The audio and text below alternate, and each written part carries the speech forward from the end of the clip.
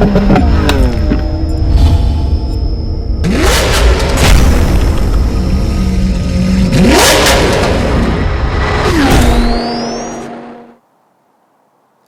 бы видели, как на этот автомобиль смотрят соседи по потоку, и поэтому сразу можно понять, что о такой машине мечтают многие.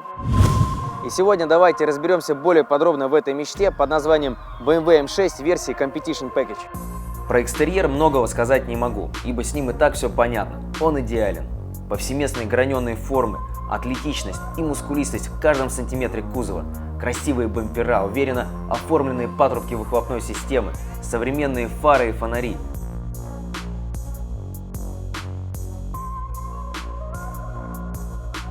Все это просто эталон того, как должен выглядеть двухдверный автомобиль, эталон дерзкого дизайна.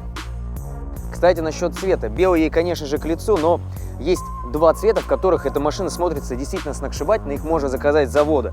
Это такой глубокий синий цвет и оранжевый. В них просто М6 бомбически смотрится.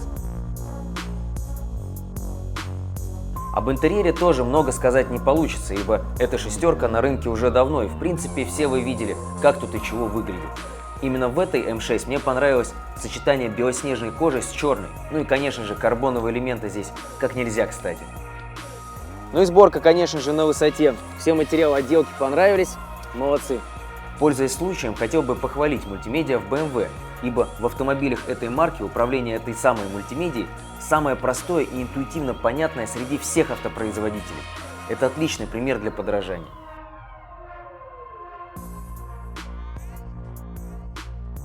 По эргономике также вопросов не имею, ведь это же BMW, здесь все под рукой. А этот М-руль, его просто не хочется отпускать. Сиденья также хороши, отлично можно поднастроить под себя и радоваться жизни.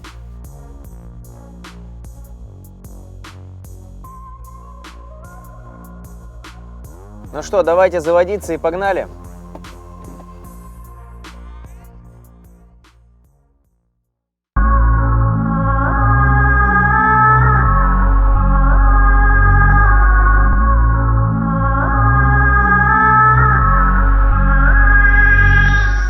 Знаете, это, наверное, один из немногих автомобилей, который я бы точно посоветовал не тюнинговать, потому что мне показалось, что он настолько сбалансирован, да, и вот эта вот дополнительная мощность, она может нарушить вот этот баланс.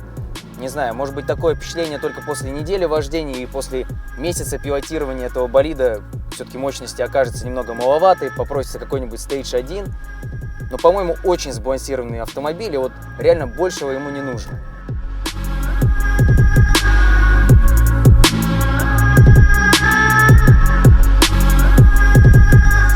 Но что точно здесь нужно доработать, так это выхлопную систему, потому что такое впечатление, будто бы она какая-то, ну, зажатая, но не так она должна звучать, да? Ведь все-таки потенциал здесь для прекрасного звука отличный, под капотом V8, 4,4 литра с двумя турбинами, а звучит слабовато. Помню, когда я только выехал из представительства BMW и начал движение еще в гражданском режиме, вот даже в нем сразу ощущается, что ты попал за руль настоящего спорткара. Жесткость подвески, наливной руль, а в М-режиме это просто демон. Еще бы, ведь у нас под капотом 575 сил на заднем приводе, и рвет этот табун лошадей очень и очень уверенно. До сотни машина едет за 4 секунды с копейками, а максимальная скорость превышает 300 км в час. Динамика у М-ки крайне сытная, она сохраняется на любых скоростях. Еще очень круто звучат отхлесты на переключениях передач.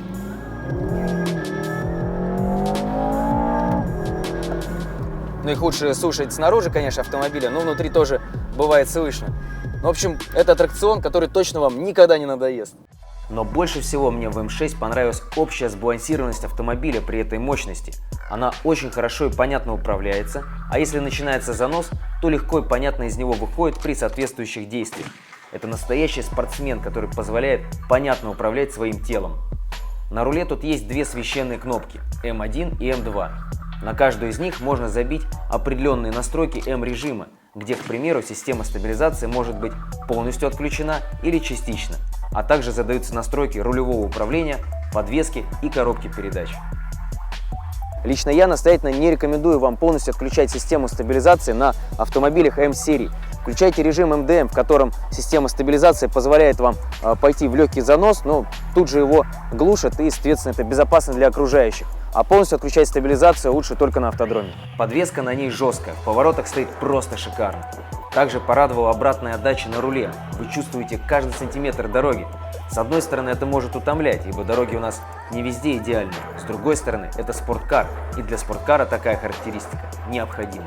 Коробка передач здесь роботизированная, 7 ступеней. Работает жестко и четко. Скорость ее работы также можно настроить нажатием кнопки. Еще бы хотел отметить крайне быструю реакцию на нажатие на педаль газа. Это ожидаемо, ведь это М. Основной ее плюс в том, что всегда хочется ехать в ручном режиме на подрулевых лепестках. Настолько она кайфово работает, что вообще нет желания ехать в автоматическом режиме. Только мануал. И, конечно, не могу не похвалить проекцию на лобовом стекле. Считаю, что на современных М-ках она лучшая по части восприятия вообще среди всех автопроизводителей. За время теста успел пролететь 689 километров, на что ушло 252 литра 98-го экта. Таким образом, средний расход в активном режиме на этой красотке составляет 36,5 литра на 100 километров пробега. Кстати, точно такой же расход, 36 копейками, у меня получился в прошлом году на новой BMW M3. На тесте у нас не простая версия BMW M6, а с пакетом Competition.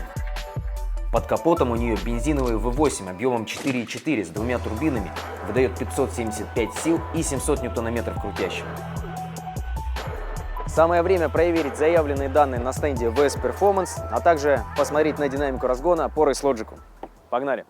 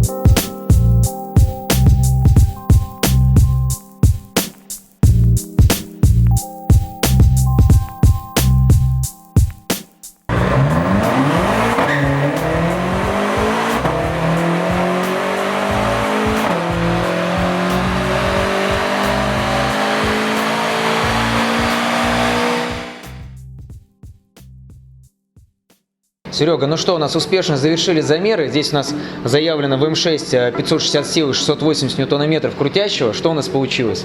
Ну, как мы уже видели на многих современных автомобилях, особенно из М-серии, АМГ-серии, мощность, которую заявляют производители в ПТС, не соответствует действительности. В действительности мы увидели с вами 620 лошадиных сил и 740 ньютонов крутящего момента. Ну вот скажи, пожалуйста, какие вот есть стейджи на эту машину и в целом, что можешь сказать про этот мотор 4.4 битурбо, насколько он тюнибельный, живучий? Что это вообще такое? Мотор на самом деле действительно очень перспективный, в нем скрыт серьезнейший потенциал. Наша компания готова предложить несколько вариантов для этого мотора.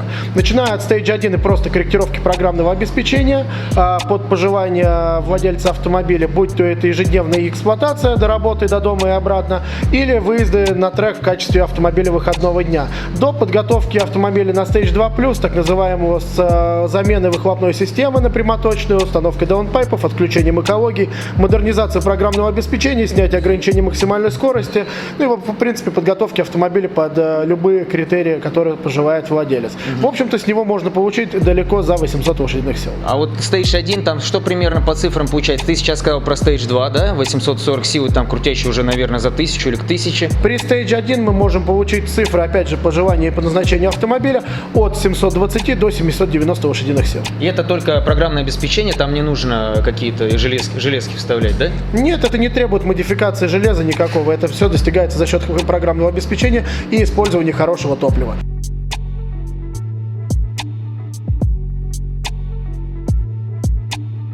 Так как сейчас уже холодно, то показать заводские 4 секунды до сотни просто невозможно. Автомобиль буксует с лаунча вплоть до конца третьей передачи. А вот со 100 до 200 замерить получилось. Результат отличный – 7,7 секунды.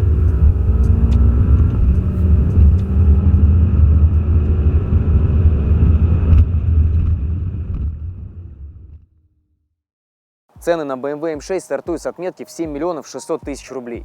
И за эти деньги вы получаете по-настоящему премиальный спорткар, который продуман во всем, который будет радовать вас везде и всюду, и который показывает всем участникам рынка, каким должно быть настоящее спортивное купе. До новых встреч!